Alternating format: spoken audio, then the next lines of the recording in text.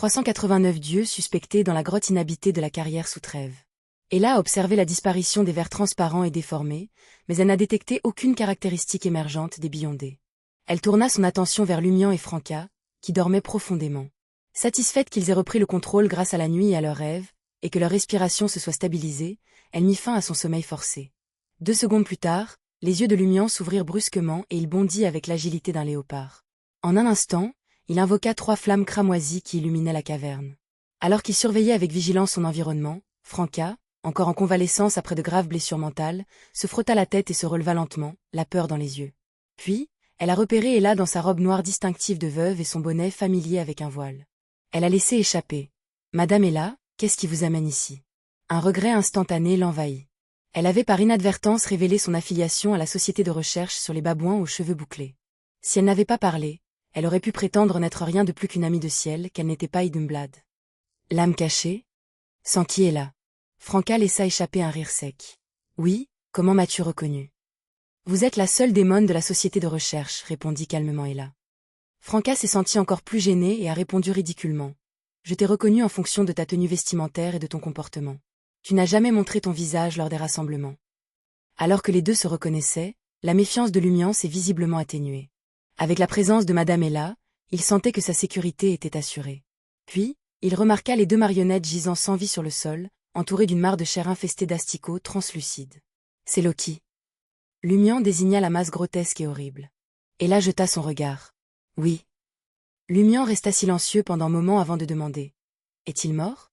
Ella hocha légèrement la tête et dit, il a succombé à sa propre perte de contrôle, mais ce n'est pas une disparition complète. Hein ? Demanda Franca, confuse. Regardez à quel point il est mal haché. Les asticots rampent, mais il n'est pas complètement mort. Elle avait déjà compris pourquoi Madame Ella était apparue. Si elle, cette canaille, a dû l'utiliser encore une fois comme appât et écrire une lettre à Madame Ella pour nettoyer le désordre. Ella regarda Lumian et dit froidement. Les démons de haut niveau ne sont pas les seuls capables de ressusciter. Les voyants de haut niveau peuvent le faire aussi. Loki vénère probablement un dieu maléfique dans ce domaine.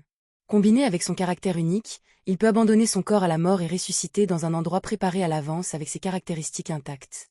Malheureusement, je n'avais pas prévu cela. Si j'avais prié à l'avance pour une véritable dissimulation, il n'aurait pas pu ressusciter et il aurait laissé derrière lui ses traits de Beyondé. La femme a calmement raconté ses oublis, sans offrir d'excuses et ne montrant aucune frustration. Les yeux de Lumian restèrent fixés sur la masse grotesque de chair infestée d'asticots morts, un lent sourire s'étalant sur son visage. Les coins de sa bouche se sont relevés alors qu'il remarquait. Pas mal du tout. S'il devait connaître sa fin ainsi, je serais déçu. Comment puis-je ne pas être celui qui le tuera de mes propres mains ? Alors que Lumian parlait, un désir ardent de pouvoir de Beyondé de haute séquence s'enflamma en lui. Loki était indéniablement formidable. Même lorsque lui et Franca avaient uni leurs forces, Loki avait failli transformer Lumian en marionnette. Pourtant, Ella, soupçonnée d'avoir avancé jusqu'à la séquence 4, l'avait éliminé sans effort en moins de 10 secondes. Lumian comprit que libérer l'aura de l'empereur de sang attirerait sans aucun doute l'attention des Beyondés officiels du quartier du marché, les incitant peut-être à demander l'aide des saints de l'église. Par conséquent, après qu'elle allait rechercher, elle a dû maîtriser Loki et le déplacer dans les 10 secondes. Sinon, les chances d'être interceptée par les saints et les anges de Trêve étaient extrêmement élevées. Voilà à quoi ressemblait un demi-dieu. Lumian attendait avec impatience de résumer davantage les principes d'action des pyromanes et de digérer la potion au cours des 2 à 3 prochains mois. Son objectif était de tenter de progresser vers conspirer. Il se souvint de ses projets de vengeance contre Loki et des autres, de l'éradication des hérétiques et de sa soif insatiable de pouvoir mystique haut de gamme. Voyant l'absence de regret ou de déception de Lumian, remplacée à la place par un esprit combatif inébranlable, Ella hocha subtilement la tête en signe d'approbation. Le regard de Lumian resta fixé sur le cadavre de Loki. Quel dieu maléfique adorait-il ? Le cœur de Franca fit un bond à cette question. Elle se tourna vers Ella et demanda « Se pourrait-il que… » La démone du plaisir fit une brève pause avant de passer à un langage compliqué que Lumian ne pouvait pas comprendre. « Le Seigneur immortel. » Ella l'interrompit brusquement. « As-tu oublié que je ne comprends pas non plus cette langue ?» Franca ne put s'empêcher de se gifler le front. « Mon cerveau de cochon. » Ella a poursuivi. « Parler en ancien Fézac ou un Tisien. N'oubliez pas non plus de faire une pause après chaque ligne et de me dire autre chose. » Franca a rapidement accepté ses instructions, a organisé ses pensées et a commencé à parler en ancien Fézac. Le Seigneur immortel du ciel et de la terre pour les bénédictions. Ella l'interrompit une fois de plus et s'engagea dans une brève discussion sur l'assaut de Loki. Franca a poursuivi. Le Seigneur du ciel et de la terre pour les bénédictions. Lumian, prêtant une attention particulière, a commencé à comprendre le but de la demande de Madame Ella. C'était une précaution pour empêcher Franca de réciter le nom honorifique complet du dieu maléfique et d'attirer potentiellement une attention indésirable. La théarche exaltée du ciel et de la terre pour les bénédictions. Franca répéta la 3e ligne et massa ses tempes. Quand j'ai entendu Loki la réciter, j'ai eu l'impression d'avoir été transporté dans un autre monde. Tout était enveloppé de brouillard et je ne pouvais rien discerner clairement. Mes pensées ont ralenti jusqu'à ramper. Je me souviens vaguement qu'il devrait y avoir une autre phrase. Ella a ajouté son propre ajout à l'ancien Fézac, le digne céleste, du ciel et de la terre, pour les bénédictions. Cette fois, elle a même mis la ligne simple en pause 2 fois. Lumian ne put s'empêcher d'exprimer sa confusion. Ce nom a un style plutôt étrange. Cela différait considérablement des noms honorifiques de divinités comme M le Fou, le soleil éternel de feu et d'autres qu'il connaissait. Le format et les mots donnaient l'impression d'appartenir à une civilisation distincte. Franca fronça les sourcils en réfléchissant. Maintenant que vous en parlez, je me souviens de quelque chose. Lumian a demandé, qu'est-ce que c'est? Franca était sur le point de parler mais ferma brusquement la bouche. Elle regarda Ella avec un sourire penaud. Ça vous dérange si j'aide Ciel à infiltrer la société de recherche pour enquêter sur l'équipe du Poisson d'Avril?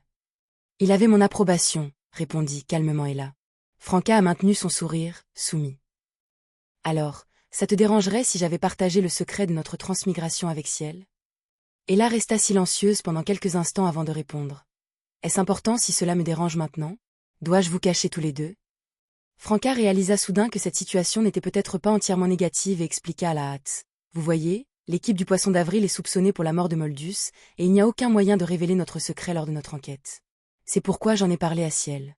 De plus, Ciel nous a véritablement aidés à trouver des indices liés à la transmigration et à la possibilité de retourner dans notre monde. Elle avait une expression comme si elle avait déjà rattrapé son erreur. Quels indices? L'achat est là pour la première fois. Franca expira et dit, c'est quelque peu complexe. Permettez-moi de commencer par rappeler ce que ces noms honorifiques m'ont rappelé.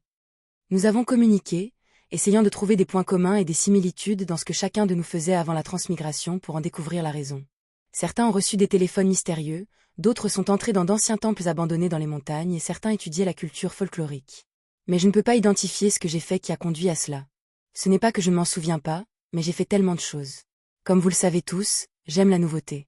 J'achète de nouveaux téléphones, je joue à de nouveaux jeux, j'essaie de nouveaux restaurants et je crée même des vêtements et des cosplays lors de grandes conventions.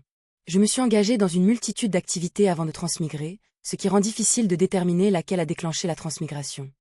Cependant, quand j'ai entendu le nom honorifique de Loki récité, je me suis rappelé que cette nuit-là, j'avais joué à un nouveau jeu vidéo appelé Terror Attack. Avait foi en quelque chose appelé le digne céleste du ciel et de la terre. Bien que Lumian n'ait pas compris le concept d'un jeu vidéo, il a saisi l'essence de l'explication de Franca. Sa transmigration dans ce monde semblait être liée au digne céleste du ciel et de la terre pour les bénédictions, que Loki adorait. Et là, ses cheveux blonds clairs coulant naturellement sur ses épaules, écoutait attentivement et réfléchit un instant avant de parler. Je n'ai pas de souvenirs similaires.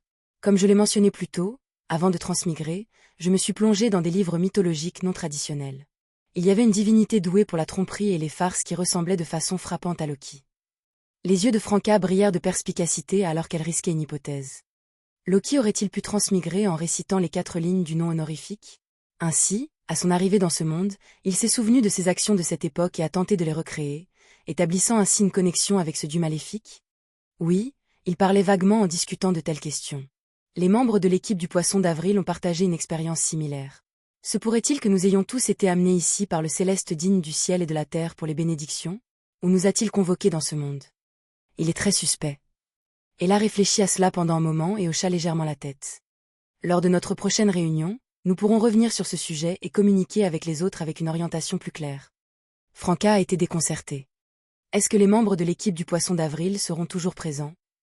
Les plus problématiques ne le feront probablement pas, répondit calmement Ella. Même si nous organisons à la hâte un rassemblement maintenant, nous devrions les avertir individuellement. Ce laps de temps est suffisant pour que Loki puisse se réveiller et alerter ses associés. Lumian haussa les sourcils. Pourquoi faut-il avertir tout le monde individuellement? Il suffit d'inviter l'équipe du Poisson d'Avril à une réunion d'urgence. Ils ne sauront pas si d'autres seront présents. Il ne faudra pas longtemps pour en informer une douzaine.